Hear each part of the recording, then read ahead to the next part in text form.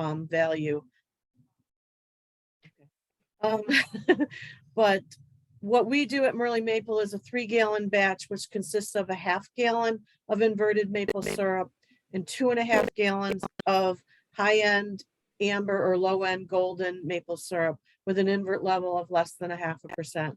And now if we could show the video, Winton, it talks about invert in that, so I don't want to duplicate things.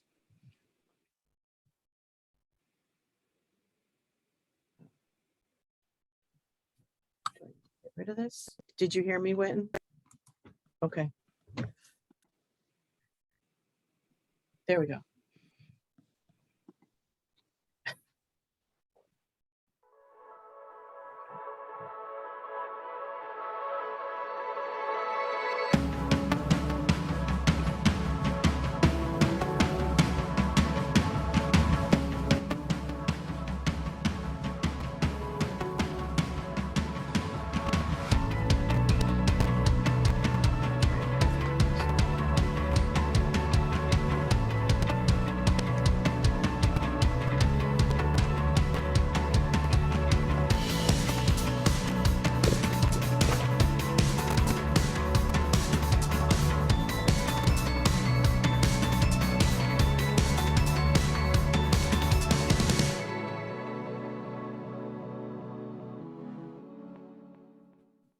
What we're going to do now is make maple spread or maple cream. So I have a different wire to measure my syrup. I'm going to put that on the edge of the kettle. I'll get my hose from over here. Stick it in there. So our syrup level is just about to where it needs to be. And I'm going to shut this off. Turn my kettle on. I'm just draining the hose so that it doesn't go all over. And then I'm going to add my defoamer, commercial defoamer.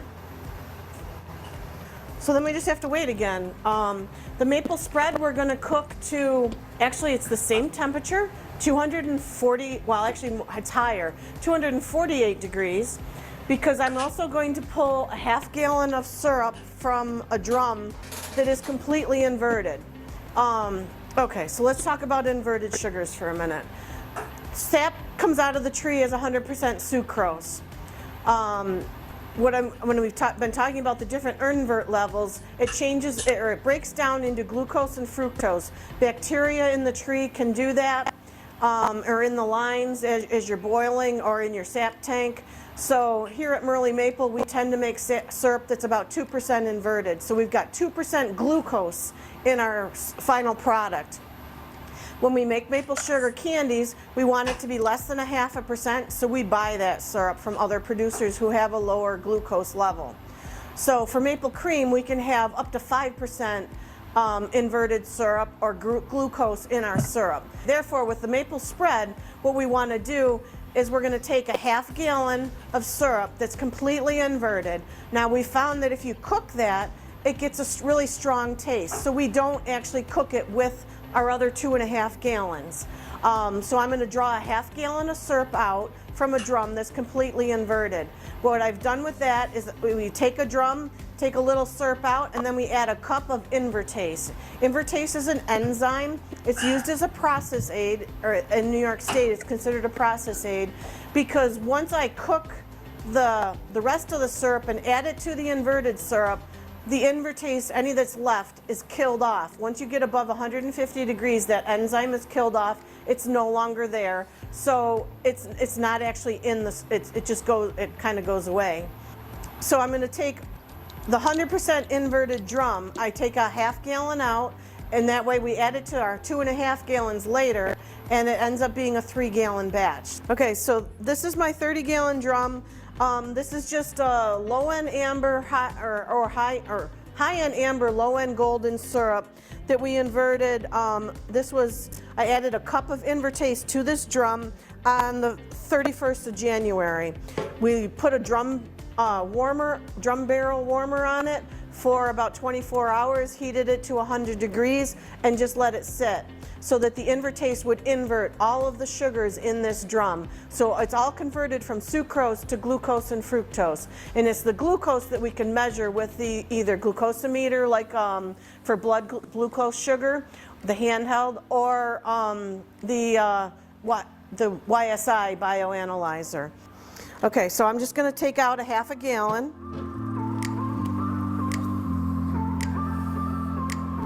And I'm going to stick it in my bowl.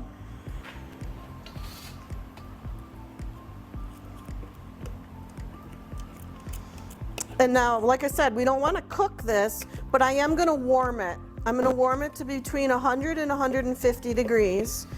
And that is just so that when I add the syrup to it that I've cooked to 248 degrees, it's not quite as much of a shock. Because sometimes when you shock syrup like that, you can get crystal formulation, and we don't want that. So I am going to put this in my water bath over there. Okay, so I'm just going to put this in the water bath. And this will warm up to between 100 and 150 degrees. And it's just the 100% inverted syrup while I'm cooking my 2.5 gallons of syrup over here. So together it's going to be a 3-gallon batch, a half gallon not cooked, 2.5 gallons cooked to 248 degrees. And again, that's a higher temperature to compensate for that half gallon not being cooked at all.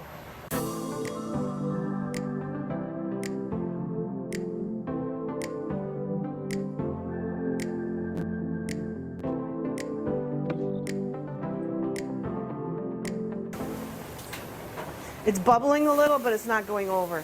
By putting cold water on the outside of this, it takes some of the heat out of it, and that helps. Okay, so the kettle is getting close to 248 degrees, so I'm going to check the temperature of my inverted syrup. It's 132 degrees, so that's good. So I'm just going to get this ready and put it over here. So this is just warmed, it hasn't been cooked, and as soon as this hits 248, we'll dump it in there, and then I'll carry it to the cooler and let it sit. We want it to cool completely, so I always let it sit all overnight because again, it's sitting in a cold water bath. The outside will be cold, but the inside will still be hot. So we let it sit overnight so it gets down to 40 degrees at night or overnight. Okay, we're at 248, so I'm going to turn off my kettle and dump it into the bowl.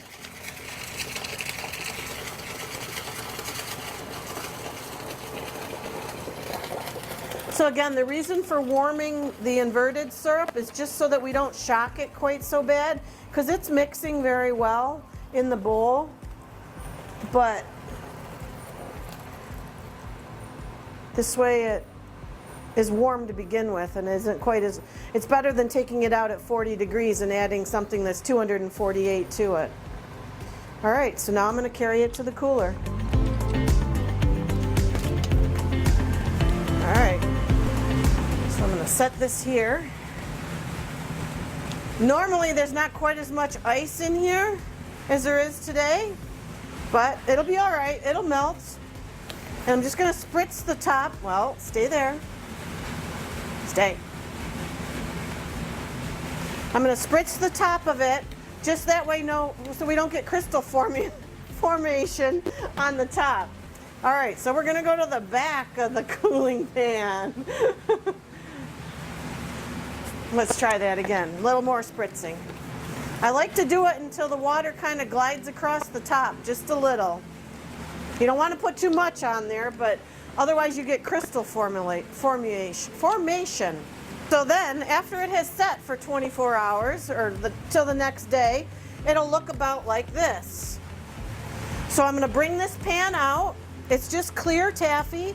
You know, sometimes if there's crystals in there, you'll see a light colored blob. There's no crystals in this one. There's a very few on top, but it's good to go. I'm going to take it out and put it in that hot water bath where the inverted syrup was and warm up just the outside of the pan. It'll be in there for maybe a minute and a half, and then just enough so that it tips in the pan. Therefore I can dump it into my cream machine. Okay, so before I add the cold taffy to the hopper, I'm going to add what we consider seed, which is just a jar of maple cream or maple spread off the shelf. What it does is crystallization is a catalytic process. So by putting this in here, it gets the crystallization process started with the spread. And this machine it's similar to the sugar machine. You could use the sugar machine, you just don't want it hot. And since we use that already today, we don't want to use that machine.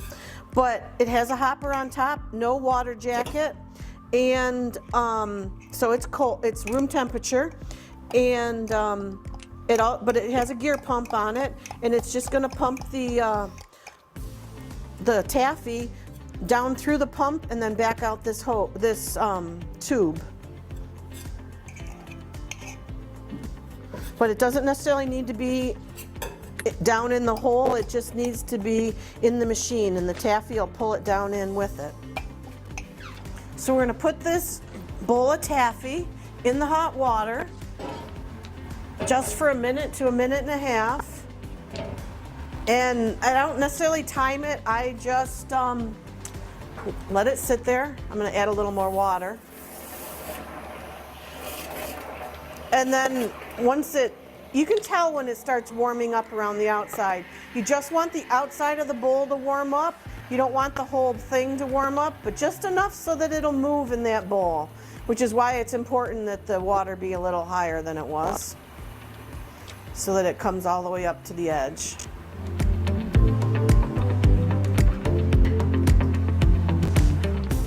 There, now you can see it's moving pretty good back and forth in that bowl. So it'll slide out now. So now I'm going to carry it over to the machine. Okay, so here goes into the machine. It'll take it a minute to come out of the bowl.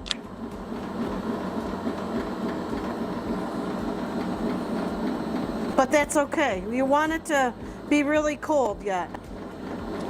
Get a little of that taffy down, thinner taffy down in the machine.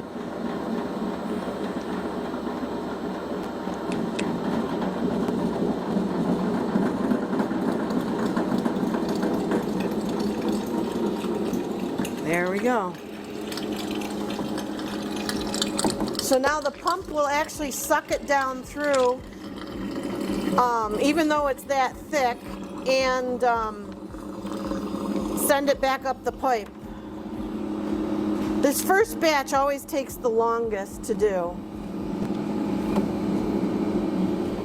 So by the gear pump sucking in the taffy, it, well, pushed out a little bit of, there we go. Sometimes it has a hard time getting started, and that's why I'm using this spoon to try and push it down into the pump.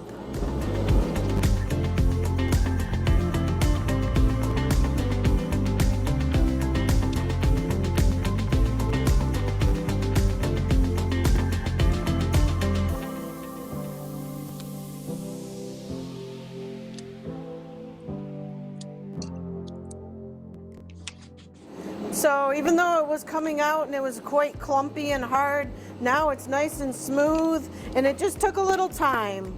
Sometimes, like I said, you just have to be patient with it and let the pump do its thing.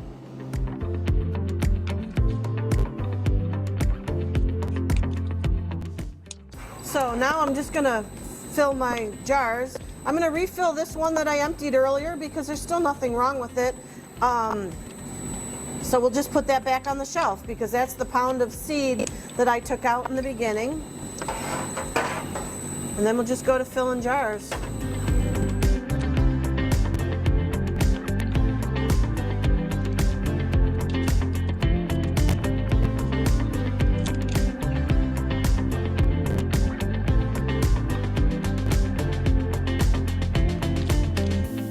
We're using our bottling line just to take the conveyor to just take them away from where I'm filling, and then they go down the line and go to a collection table, and that way somebody else can either come along or I can box them up when we get done, and then we just put them in the cooler, store them in there, Like I said, the crystallization process actually finishes within the next 24 to 48 hours. And then, but the product can go out at any time. It's not like the sugar that has to sit. It just, but we know that crystal form changes over time.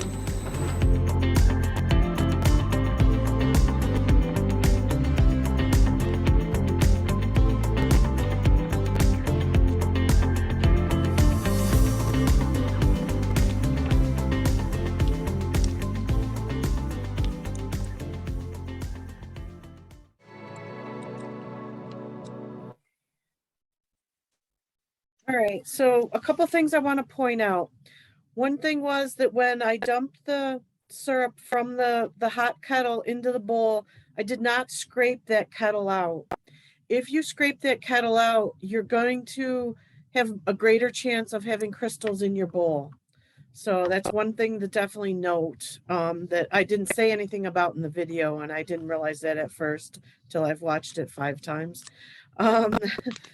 Another thing is, okay, so we did a 3-gallon batch, but if you want to do a 1-gallon batch, you're going to use 2 2/3 cups of inverted syrup and 13 1/3 cups of your regular syrup, your other syrup.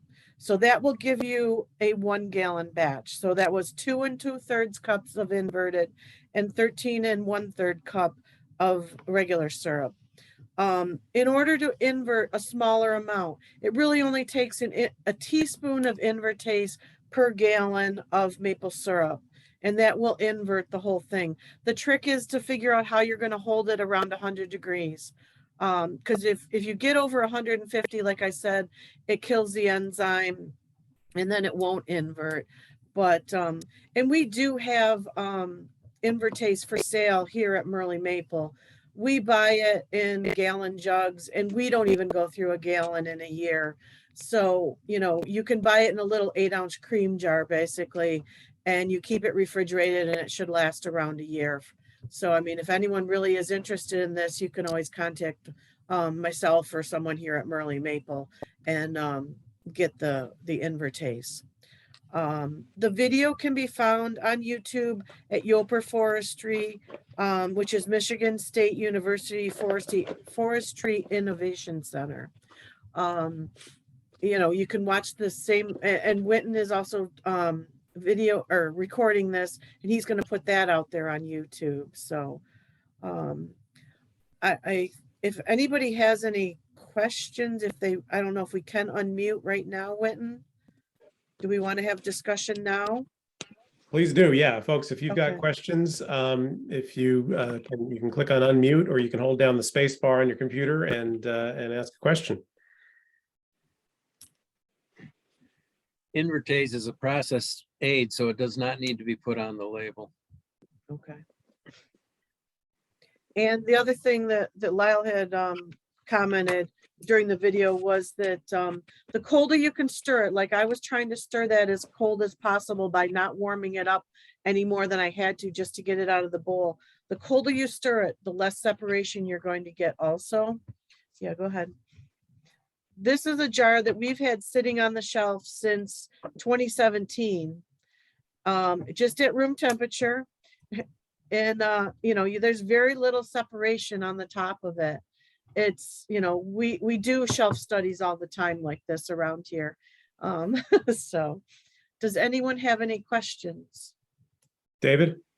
Yeah, Eileen, when you put the invert syrup and then you mixed it with the hot, you took your hot syrup to 248. That's Fahrenheit. Is that Fahrenheit? Yes, it's Fahrenheit. Sorry, I didn't think about that. Okay, we cook in Fahrenheit here in Canada as well, and we cook our spread to 232. Okay. It's a big difference, and we don't use the inverted syrup mixture at all. We just take usually golden or the lightest syrup possible to make product. But that's 16 degrees difference. Is that because you're mixing it with the inverted syrup at the end? Is that why? Yes. Because if we went any higher than 2/3, like it would set so hard in the machine, we wouldn't be able to get it out. You understand? You understand where I'm going? Yes. Without using the inverted syrup, it will set the machine right up. Right. But yes, we find that if we're not doing the inverted method, we cook about 10 degrees less. So we would be down around 238. But by doing the inverted process, even though it had kind of set up, I'm sure if your machine started to set up like that, it would just keep setting up. And I Yeah. have done that on a machine with no invert, and it wasn't fun.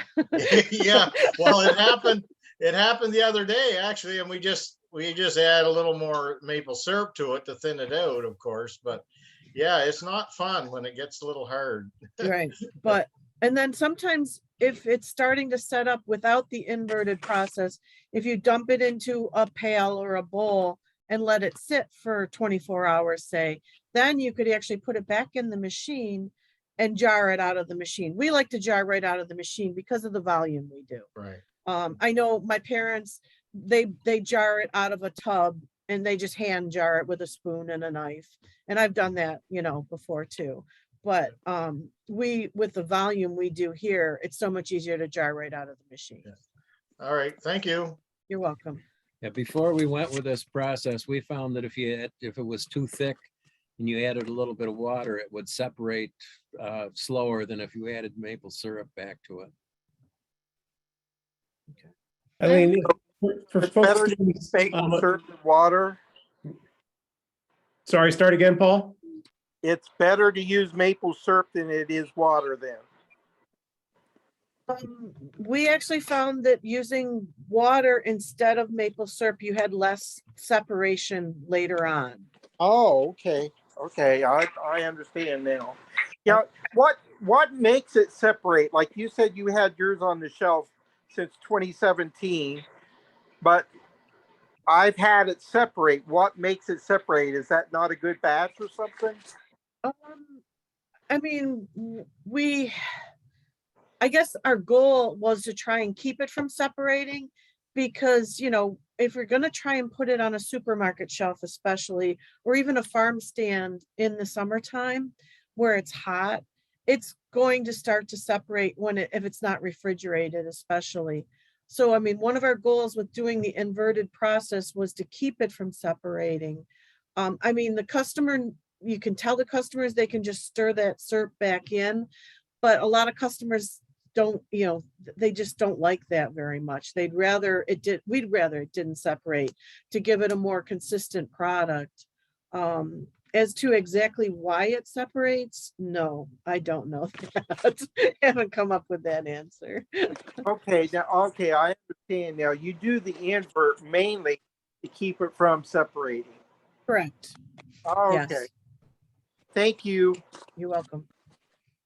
Kathy?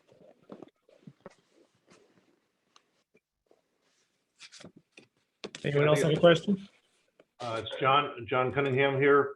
What happens if you don't use a cream machine? Can you do this process without a machine? Yes. Oh, definitely. I mean, you could, especially if you do a smaller batch. And I guess the thing with a smaller batch is just keep the ratio the same. I mean, by taking it down to a 1 gallon batch of doing 2 cups and 2/3 inverted and 13 1/3 cups of regular syrup, that makes a 1 gallon batch. But even that might be a little bit much for like a hand mixer, or you can use a paddle machine also. I mean, it's just like, you know, doing the non-inverted process with a paddle machine. It's going to be really stiff at the beginning and you kind of have to try and keep it in the bowl. But we use the gear pump machine. That's our machine of choice, I guess. When we started making cream 50 years ago, we used to pour it out on platters and have it just a 1/2 inch thick on the platter or so and stir it by hand. Probably 3 or 4 of us would sit around and stir cream by hand, but your arm gets tired. And if you use your wife's KitchenAid mixer, it'll probably ruin it.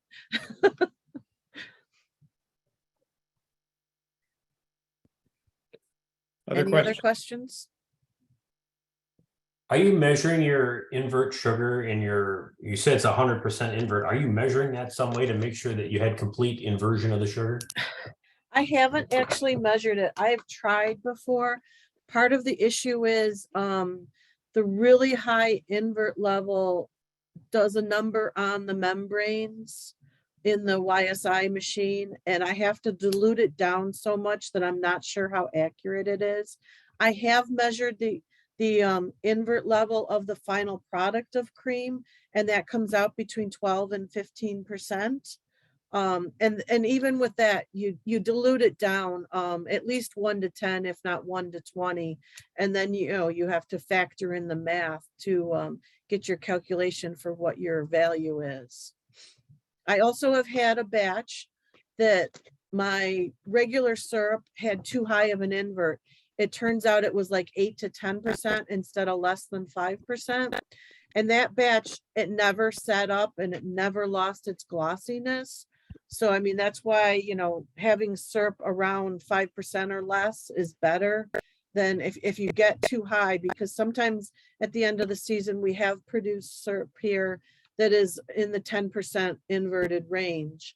It has a different taste to it, but we believe that a lot of our customers like that taste, especially when you're talking about a dark or a very dark syrup. And, it doesn't lose its glossiness and it doesn't stiffen up. It stays sticky. The invertase will invert the syrup in about a week or so if you just leave it at room temperature. If you put your teaspoon of invertase per gallon of syrup and just leave it set for a week, basically, it will completely invert that way. It'll go faster if you warm it up to 120 or so. Okay.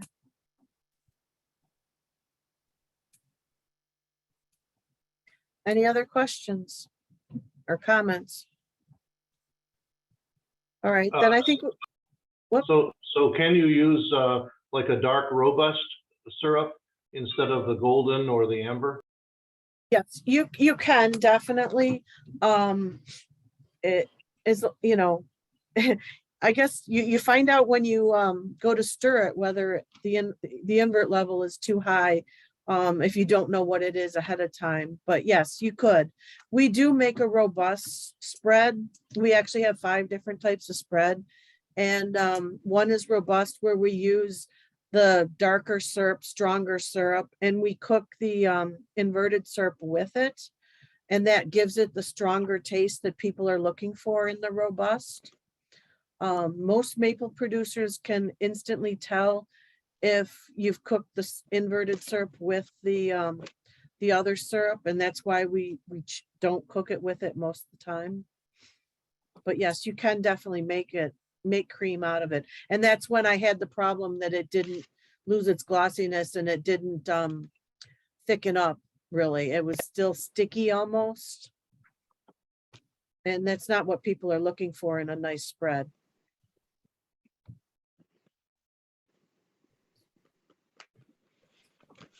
Any other questions before we move on to Candy?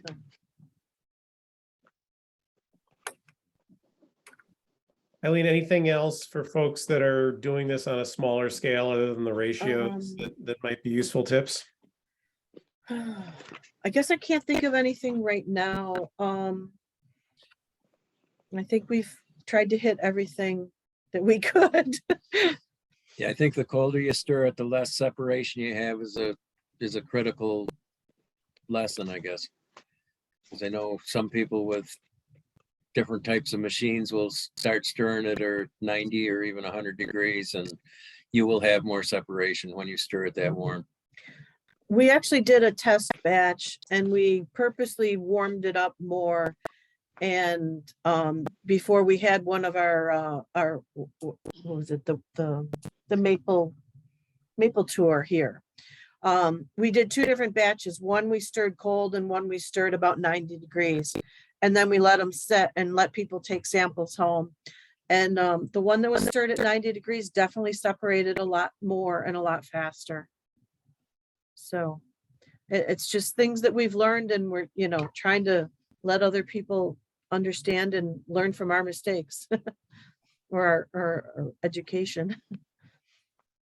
So I think we can go on to the maple sugar then.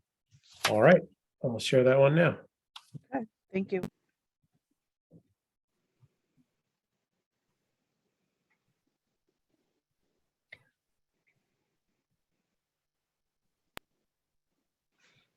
I'm Eileen Downs. I work for Merle Maple Farm, and today we're going to make maple sugar shapes, the maple sugar candies.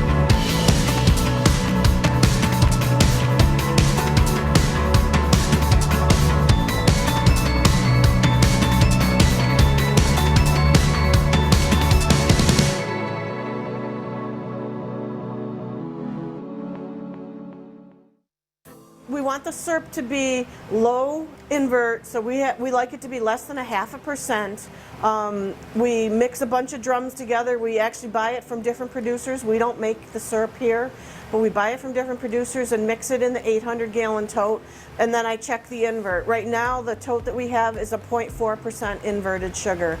And the reason we look for a low invert is because it keeps better. Both uncoated and coated. The shelf life is a lot longer with a low invert. You can make sugar out of any syrup, it's just whether it's going to keep, how long it's going to keep. Because we sell it to a lot of wholesale places, we want it to keep for up to 6 months. That's our goal.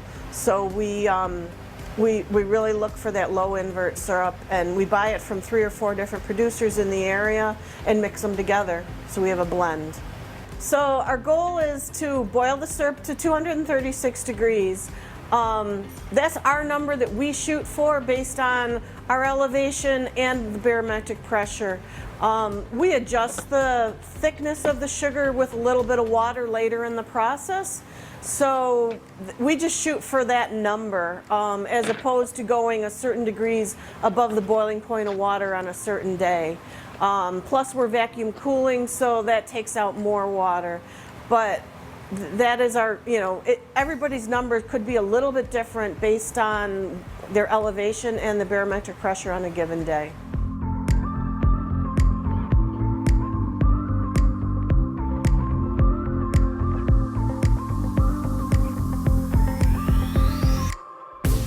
We're just at 236. Well, we're just barely at 236 degrees. So I'm going to turn off my kettle and dump the syrup into my pan that I'm going to vacuum cool into.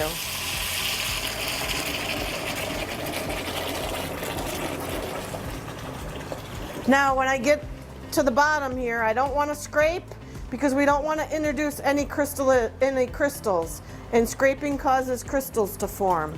So I'm just we'll rinse that out and save the rinsings, but then I'm gonna move over here and put this vacuum top on.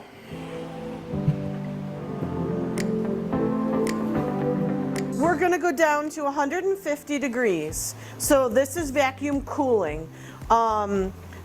We are waiting for it to just cool down, and by putting it under a vacuum, you're removing more water and it's cooling it down, but it cools down the whole 3 gallons of maple syrup to the same temperature. If you put it in a cold water bath, you'd end up with cold on the outside and still hot in the center. This is going to be all the same.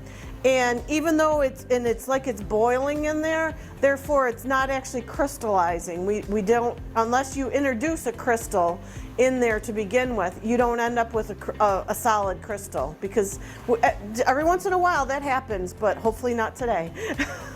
This process is a lot faster than just cooling with a water bath. Besides the fact that it ends up all the same temperature, it'll only take it about 3 to 5, maybe 3 minutes just to get from above 200 degrees to down to 150. besides the fact that it's so consistent. So we're just about at 150 degrees, and now you can see in through the plexiglass a lot better. You can actually see it boiling in there, but we're at 150 degrees, so I'm going to turn the vacuum off. And then in preparation for the next batch, we wipe off any syrup that's on the temperature probe because we don't want that to form crystals between now and the next batch. And now this is going to go to the mixer. Okay, so now it's on the mixer, so I'm going to add a little bit of crumbs from last time when we made maple sugar. That's seeding. So just like with maple cream, it helps to add a little bit of the crystal that you want to form. And then I'm going to turn it on, and I just have to step over here.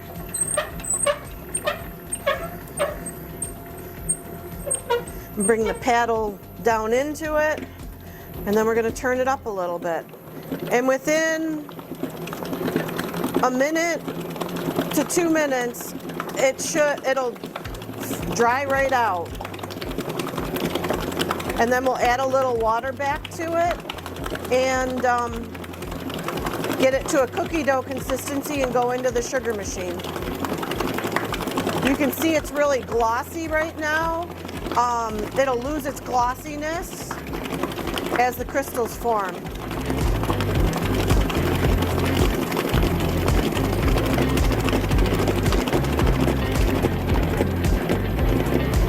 You can hear the difference in the machine, and you can see it's drying right out. I'm just going to scrape the edge of the bowl.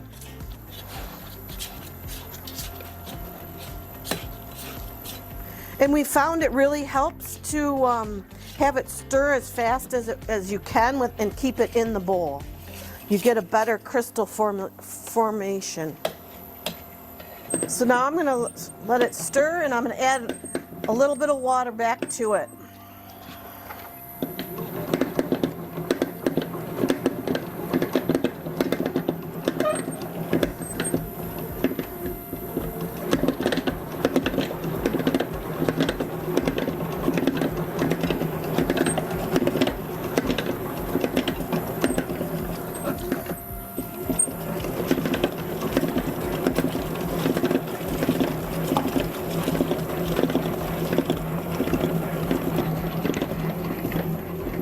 Okay, so now we're going to transfer it to the sugar machine. So I'm going to take the bowl off of here. This is the Sunrise sugar machine, and it has a hot water jacketed container on the top. So we have it heated to 150 degrees, 155, and it has a gear pump on it, so it just stirs the sugar around in a circle, but it also holds it at a temperature where it'll continue to be flowable and not set up.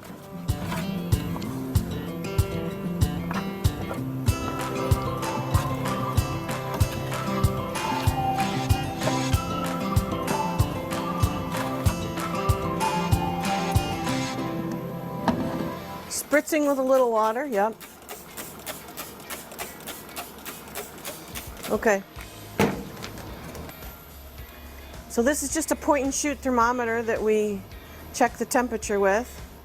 And we're a little on the cool side. We're at 130 degrees.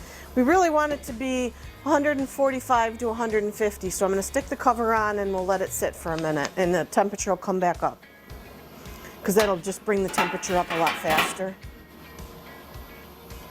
Okay, so we're going to see if this is up to temperature now. We're at 140 degrees, so that should be good. It's a little bit low from where I want it. I would have liked to see it more at 145, but we'll stir it up a minute, and maybe by the time we get going, it'll be good.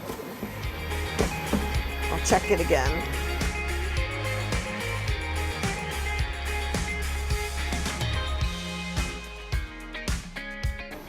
Okay, so we're going to get started. So first I'm going to run a little into a pie pan, just to make sure that there's nothing, that it's flowing well, I guess. Oops.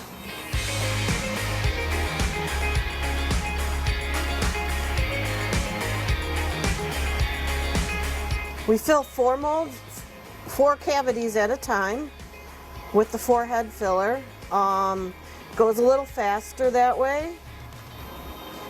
The only downside to having the 4 cavities filled at once is you can see the outside one on my left is not filling quite as full. And then I shake it down a little bit to flatten them out.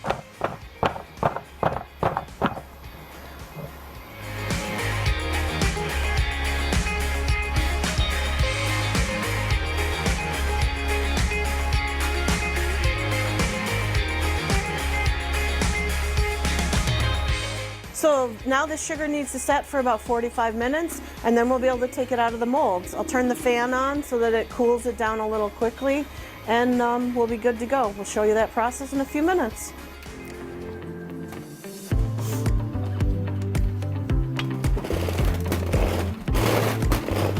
Okay, so now the sugar is ready to come out of the molds.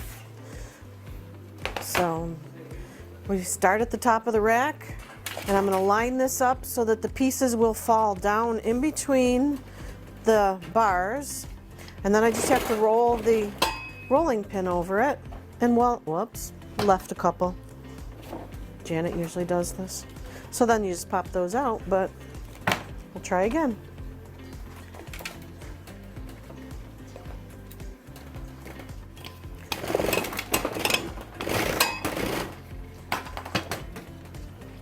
There.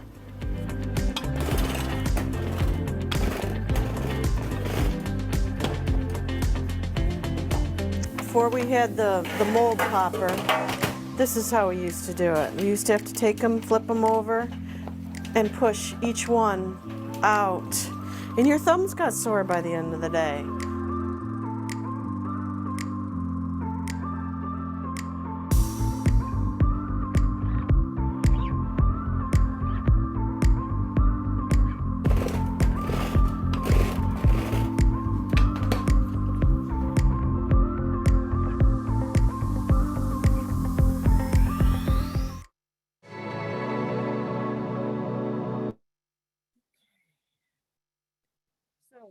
One of the things on that, you know, I did talk about not scraping the hot kettle into your bowl.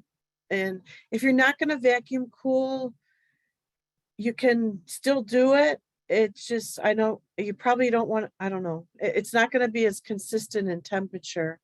Okay, so for a smaller batch, if you wanted to only cook, say, a gallon of syrup, you could then stir it, and once you get to that cookie dough consistency, you could, some of the people, Jake Mosier is the one who started, we know started this.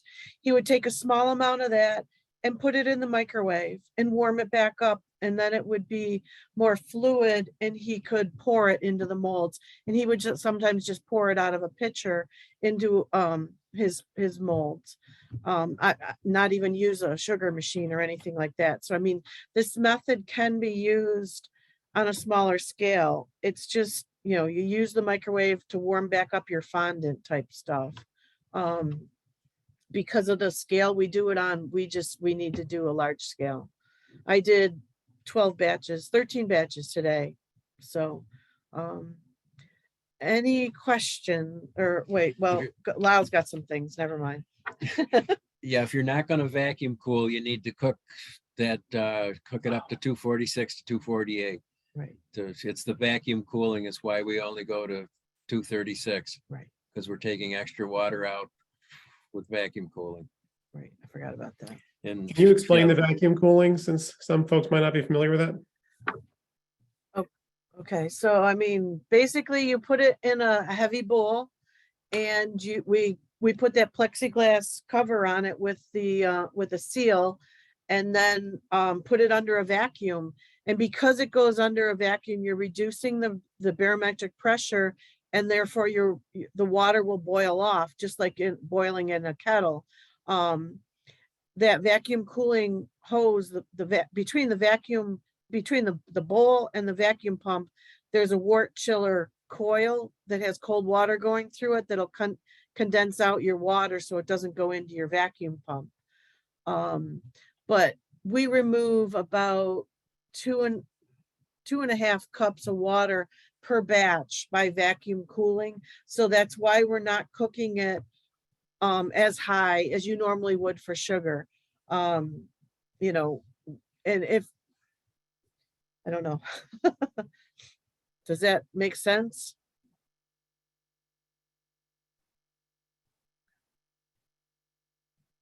Do you get much breakage? It looks like they're pretty firm and solid. They are pretty firm. As long as we stay above 145, we try and be between 145 and 155. That seems to be what temperatures really work well for us. And okay, the other thing I guess is we do this, okay, we've been doing this every week except for 2 since Labor Day. So what is that, 8-10 weeks in a row? We do 2 days of cooking sugar and then we wipe sugar for 3 days.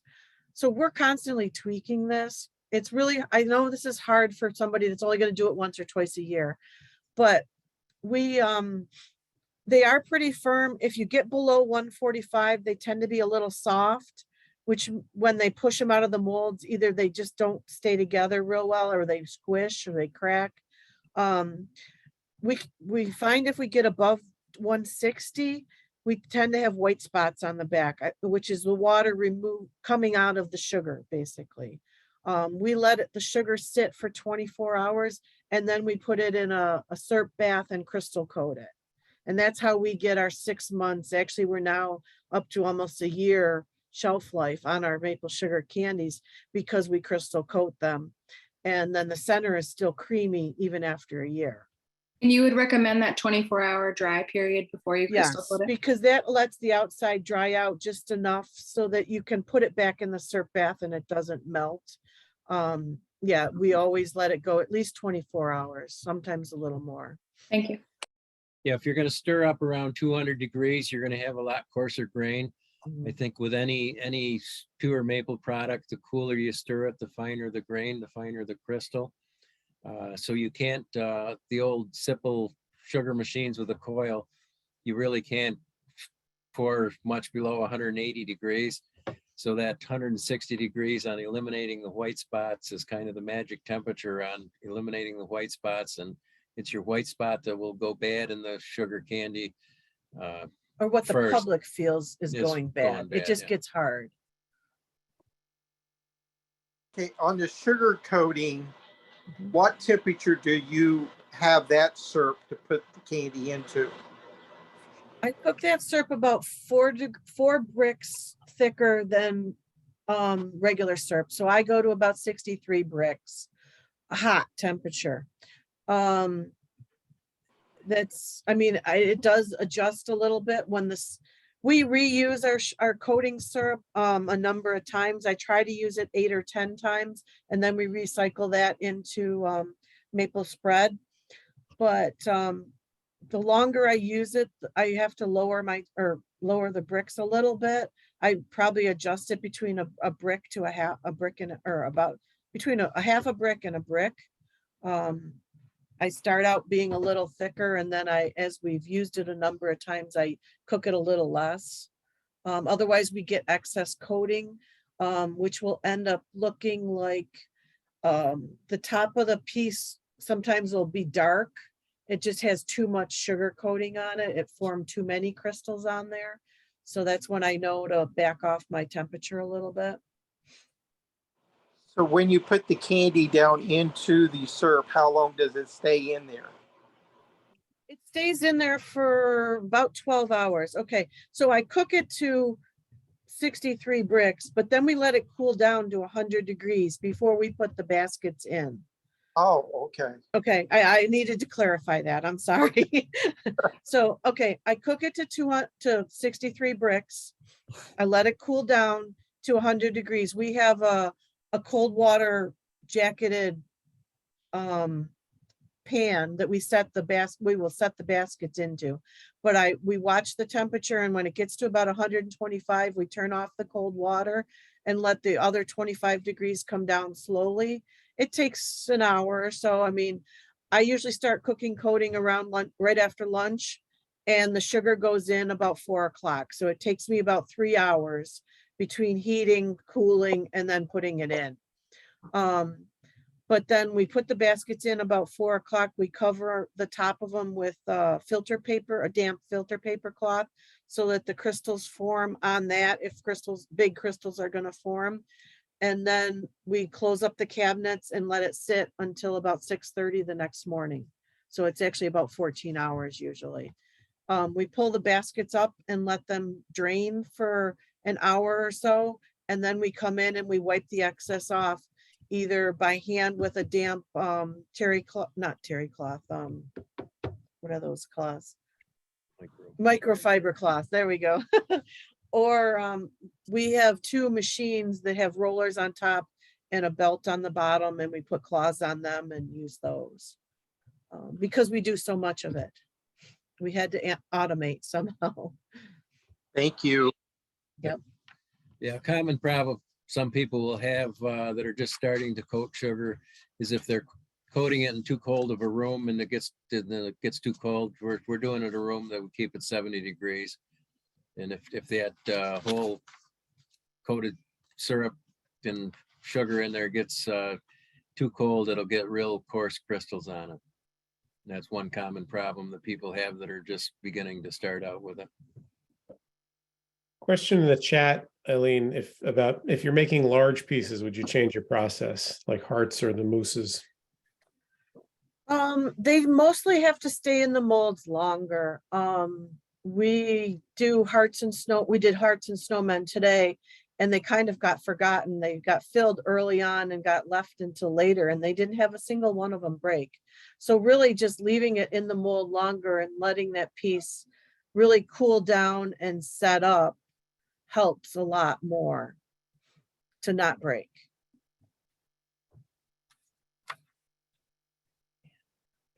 Okay, there's a question. It says, can you explain why you add water back while mixing and at what ratio? I usually adjust my cooking temperature so that I add between 2 and 6 ounces of water back to my 3-gallon batch. So hopefully that helps with the ratio. If I get much above 6 ounces of water that needs to be added, I'll lower my cooking temperature a little bit. But we've done it enough, and I have notes on the wall next to the barometer that say, you know, if the barometer is at 28.5, I cook to 235.5. Today, the barometer was right around 29, so I cooked to 236. So, you know, because we do it so much, I have that reference point. And the reason we add the water back is that's more the art of sugar making as opposed to the science of it. You know, I really learned to know what it needs to look like in that mixing bowl before it goes to the sugar machine in order to have it be the right consistency. If it's too thin, and Lyle can pour it really easy and they're real flat pieces, those pieces are going to be grainier, and we want a nice creamy center. So, you know, I've just learned what it needs to look like more than anything. And I guess that's the art of it as opposed to the science of it. Another question about grain just popped up in the chat too. Okay, I don't know, that one popped up, but I don't see all the chat. Is there a way to have a grain-free mouthfeel to candy, or will it always have some grain to it? We're pretty close to a grain-free mouthfeel. Yeah, so I mean, stirring between 145 and 155 and pouring at those temperatures, that seems to work. I wonder if I click on this, if I will see. How do I don't know how to look at the chats, Winton. If you just at the bottom, well, I can't see your screen, but if you look at the bottom, there's a chat bubble. If you click on that, it should open a window, but I can keep reading them to you. Okay. Do you go more by barometric pressure than humidity? Yes. I mean, in the summer, summertime is harder to make sugar, definitely. Oh, there we go. Well, Lyle knew how to do it. Wow. But I think we do more by barometric pressure. The summer, it tends to be a little bit softer, and that probably has more to do with the humidity. But, you know, we are trying to do it in a air conditioned environment, and we have dehumidifiers going to try and keep the humidity down, even in the worst of summer. So, yeah. And a question, what's the conversion for 63 bricks? Well, syrup on that hydrometer is Eh, 59. Syrup on the hydrometer is 59 bricks. Which is gonna be 219 and a half. So We've got an old hydrometer that we've used for 50 years and I didn't know that everybody didn't use them. yeah, because if you're using a common syrup hydrometer, Really? well, your syrup is going to be, syrup is 67 degrees Brix is standard syrup. So But that's We're- cold. yeah, so I think it's the conversion of a hot. It's rod hot. hydrometer Yeah. versus a cold Right. hydrometer. So I mean, it would be 223 and a half degrees hot. I would think it would probably be about 71 bricks cold, but it's never cold. I mean, cold would be 70 degrees, and we put the sugar in at 100 degrees, so it never gets that cold before we need to use it. That I wouldn't be able to measure that. Another question from someone saying, I heat to 244 and cool down to 200 and then start stirring. This is what I learned. Okay. Do- And I wonder if that person is using a simple sugar machine, in which case that would probably be about right. I mean, the 244 would be similar to us cooking or not vacuum cooling, because we would have to go up 8 to 10 degrees if we didn't vacuum cool. We have learned that. And then cooling down to 200 in a simple machine, that's probably almost, well, you can go a little bit lower maybe, but because we want that really creamy center, we actually go down lower and then do it with the method that we showed in the video. You're going to have a coarser grain at 200 degrees and I'll guarantee Right. you'll have white White spots. right. And unfortunately, the public sees a white spot as the piece going bad. Not everyone, but a lot of people do, and that's why we have worked to try and get away from them.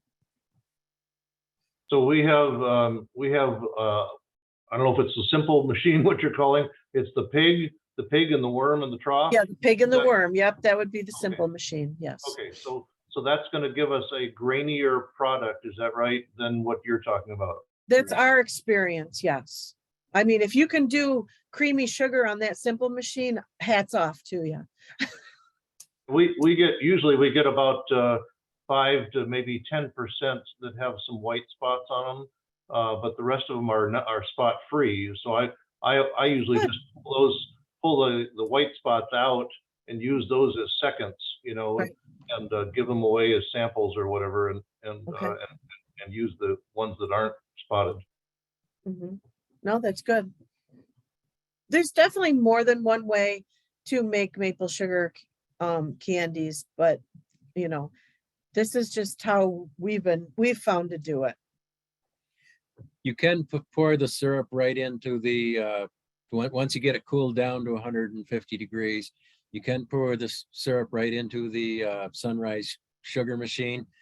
But that takes a little bit longer for all of the crystals to form properly. And it also takes longer. You got longer in between your batches. So we use the Hobart mixer that makes the crystals form very quickly. And we can pour it in there and then I can keep running it while we're pouring the next batch in there. So we don't have a break in between batches, Right. but it can be done without the Hobart. Mhm. Question of, can you explain again how to get rid of white spots? 155-degree pouring temperature.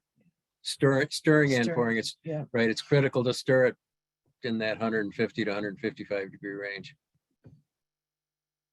And you will, that 160 is the magic number. That above that you will have some white spots, and below it you'll eliminate them. But if you go too low, then you end up with soft sugar too. So it's, But it might vary a little bit based on elevation from place to place, but that's what we have found. But if it does get cold on you, you can warm it back up to the 150 to 155 pouring temperature. Whether you do it in the microwave or hot water bath or something like that, you could stir it at 130 degrees and then warm it up to 155 to pour it into the molds. But that's a general rule of thumb, that the cooler you stir a maple product, the finer the crystal you're going to have. That's why maple cream is cooled down into the 45 to 50 degree range, and you got a perfectly smooth cream. And like your granulated maple sugar is cooked up into the 260 to 265 degree range and stirred immediately off of the cooking vat, so that you're removing all the water there. As you stir it, the steam comes off of that, and that's grainy then. So, you know, that's your range between cream and granulated sugar and crystal size.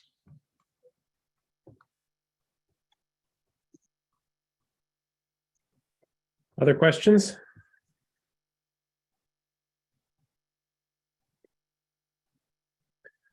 All right, we will post this video online and send a link around to everybody who registered.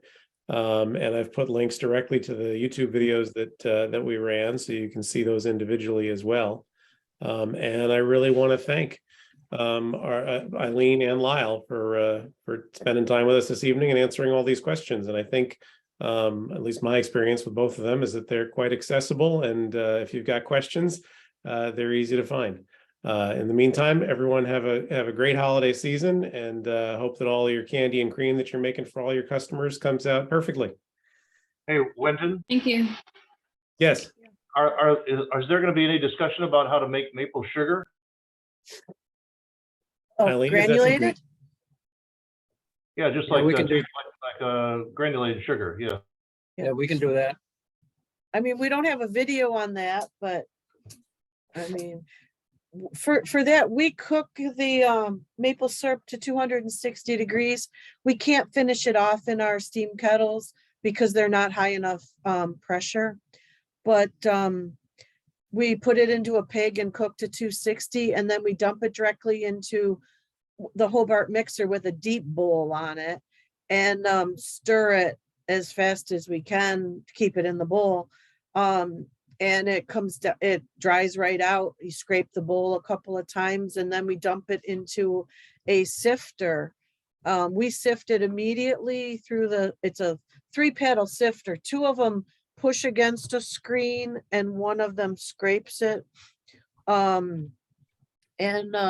We put it on a luncheon tray and let it dry overnight, and then we re-sift it the next day.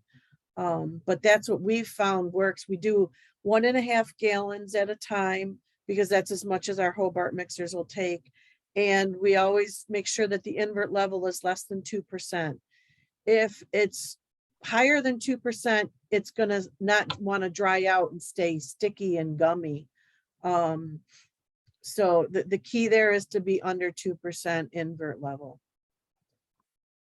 Can you describe how you use a what is it, like someone who has diabetes, the little glucose? How do you yeah. use those little measuring devices?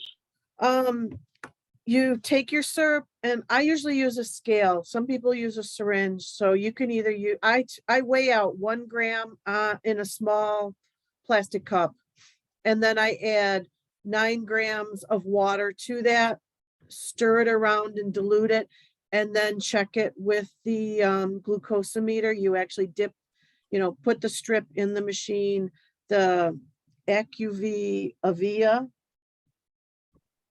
something like that. AccuCheck. AccuCheck Avia is the one that Cornell has recommended.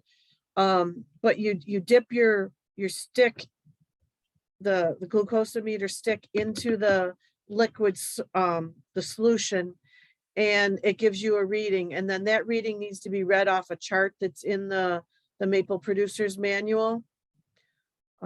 We have it here. I mean, I 2% ends up being, 100. a 100. Is that in the Maple Producers Manual or is that That's- Steve Child's? Is it in the Cornell? It's in Cornell's. Oh, I guess I didn't know it wasn't in the Maple Producers. Okay. I guess So I it's haven't in, read the it's new- in Cornell University's Maple Manual, sorry. But there's a chart that tells you, okay, this is the number you got off your glucosometer. This is the your invert level. It also works out that if you multiply it by 0.02, you get your percentage of invert. Oh, that's great. Thank you for that help. Back on the Hobart, you used the Hobart to mix. I saw you mixing on that video Yes. at high speed. Is that basically what you're doing for the sugar as well? You just let it go a little Yes. longer? Yeah, we just let it, yep. And it's a deeper bowl because it really flies around, and you know, if granulated flies out at you, you get burnt because it sticks. You know, yeah, we mix it on the same, it's a different paddle and a different shaped bowl, but otherwise, yes, it's the same mixer. And yeah, you just dry it down. If you dry it too much, it's going to set up and cake in your containers and your bags. So, I mean, there is an art to that also. Lyle's really good at making cotton candy granulated, so that you want really dry. I'm kind of in the middle, and Christina makes really good granulated for putting in jars because she leaves more water in, and it actually creeps a little bit.